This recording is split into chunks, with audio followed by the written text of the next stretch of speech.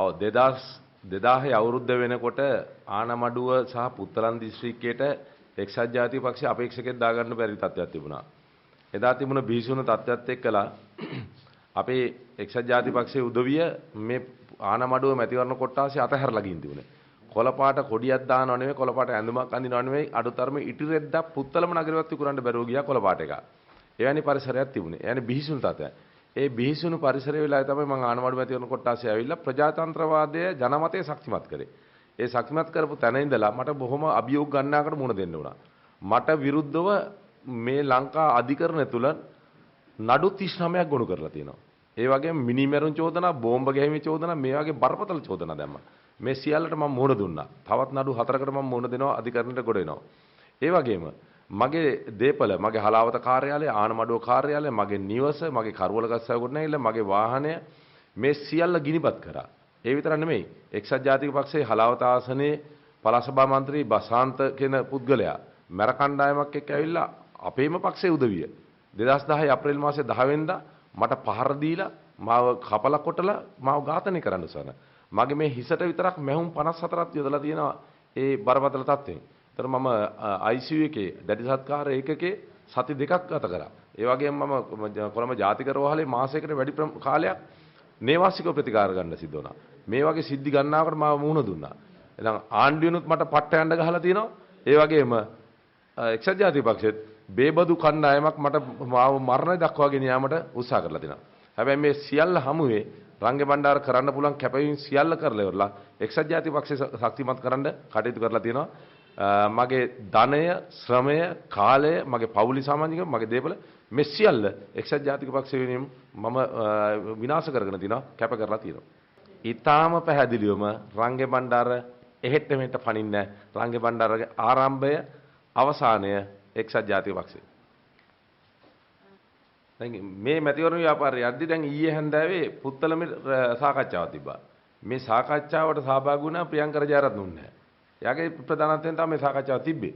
එතකොට ඒ සාකච්ඡාවට අපි මේ UMP එකට සම්බන්ධ ඒ වගේම මේ පොදු විපක්ෂයේ අපේක්ෂක ඡන්ද ව්‍යාපාරයේ දෙන උදවිය සහභාගී වෙලා.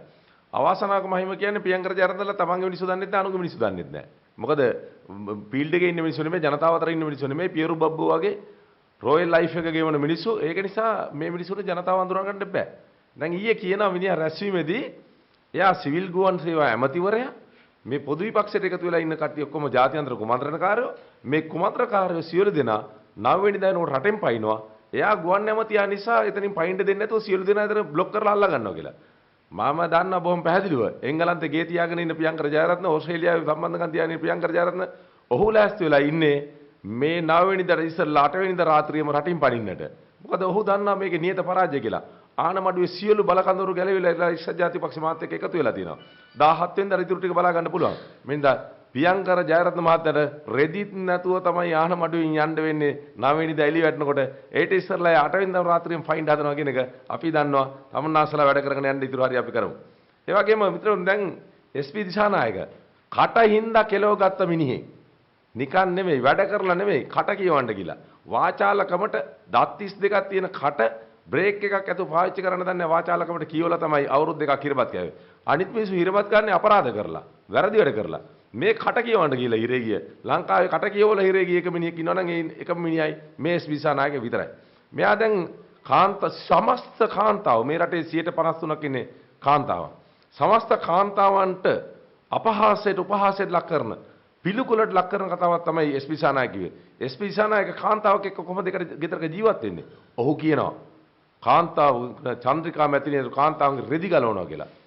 SP තාගෙන ඉන්නේ මේ රටේ 53% කියන ගෑනු ඔක්කොම තමන්ගේ ඉස්සරහ රෙදි ගලවන්න එනවා කියලා.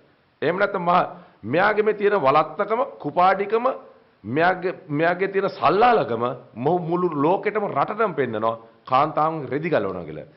සමස්ත කාන්තාවන් සියලු දෙනා සමස්ත කාන්තාවන් සියලු දෙනා මේ මැතිවරණ ව්‍යාපාරයේදී මෙවැනි පාදඩ සල්ලාල මිනිස්සු තියාගෙන ඉන්න අපේක්ෂකයාට ඡන්දේ පාවිච්චි කරනවා නම් ඒ කරන්නේ තමන්ගේ සියදී විනාශ ගැනීම. විශේෂයෙන්ම මොහු නිකම් පුද්ගලෙක් නෙමෙයි. මොහු ඇවිල්ලා මේ රටේ උසස් අධ්‍යාපන ඇමති කියනවා කාන්තාවගේ රෙදි ගලවනවා කියලා. අනිත් අධ්‍යාපන ඇමති කියන බල්ලෝ කොක්කෝ ලව් කරන හැටි. මෙන්න අපේ රටේ ඉන්න අධ්‍යාපන ඇමතිවරු දෙනා. මරු ඩබල. එකෙක් කාන්තාවගේ රෙදි ගලවන්න හදනවා. අනිත් එක බල්ලෝ ලව් කරන හැටි කරනවා. පුදුම ඩබලක් මේ ඉන්නේ.